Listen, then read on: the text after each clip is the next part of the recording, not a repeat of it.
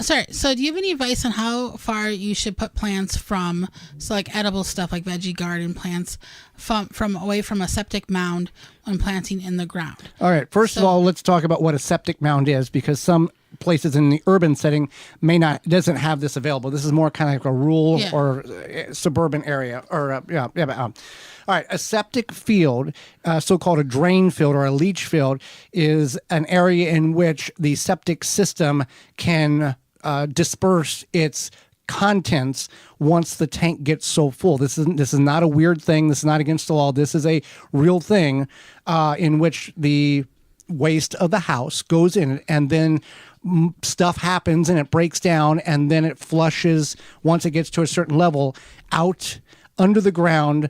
That pipes with holes in it are installed in order to allow that liquid to leach back into the earth to do what it needs to do.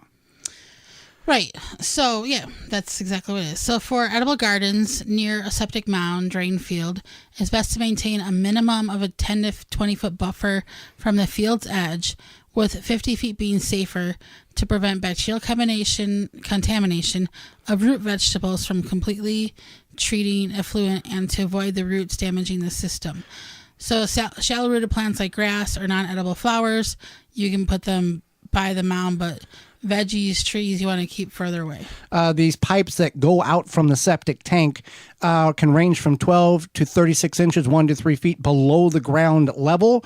So based on the frost and all this other stuff, frost line in your area, it can be deeper, but still the contaminants, just because it's come out and it's in the ground, doesn't mean that an edible plant that would pick that up would be deemed safe to consume. Right. All right.